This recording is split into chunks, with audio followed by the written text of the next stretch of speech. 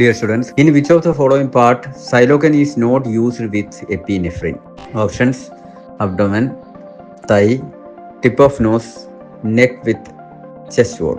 അപ്പോൾ ഇതുമായിട്ട് ബന്ധപ്പെട്ട് ഏറ്റവും ഇമ്പോർട്ടൻ്റ് ആയിട്ട് നമ്മൾ അറിയേണ്ട ഒരു കാര്യം എന്താണെന്ന് ചോദിച്ചു കഴിഞ്ഞാൽ, സൈലോക്കെയിൻ വിത്ത് എപ്പിനെഫ്രിൻ ഉപയോഗിക്കുന്ന സാഹചര്യം ബ്ലീഡിങ് കുറച്ച് കൺട്രോൾ ചെയ്തുകൊണ്ട് കാര്യങ്ങൾ പ്രൊസീഡ് ചെയ്യാൻ വേണ്ടിയാണ്.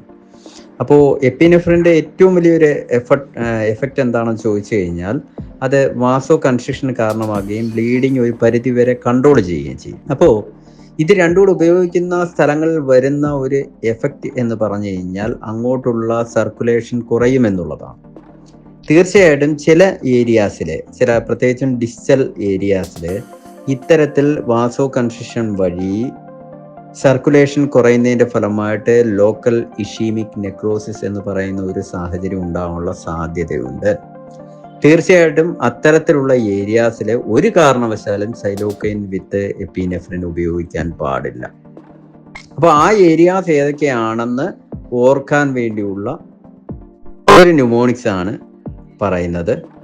അതിൽ പ്രധാനപ്പെട്ട കാര്യങ്ങളാണ് EDTP എന്ന് ആലോചിച്ചാൽ മതി. EDTP, ഈ ലേണിംഗ് എന്നൊക്കെ പറയുന്ന കൂട്ട് നമ്മൾ DTP ചെയ്യുന്ന EDTP എന്ന് ഓർക്കുക.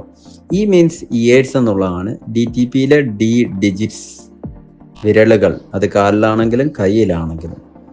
ദെൻ T എന്ന് വെച്ച് കഴിഞ്ഞാൽ ടിപ്പ് ഓഫ് നോസ്, അതിവിടെ ഓപ്ഷനകത്തുണ്ട്, അതാണ് റൈറ്റ് ആൻസർ ആയിട്ട് വരുന്നത്. Then P means penis. ഈ പറഞ്ഞ ഏരിയാസിൽ വളരെ കെയർഫുൾ ആയിട്ട് മാത്രമേ ഇത് ഉപയോഗിക്കാവൂ. ഉപയോഗിക്കാതിരിക്കുന്നതാണ് ഉത്തമം. ഓർത്ത് വെച്ചേക്കും. Thank you.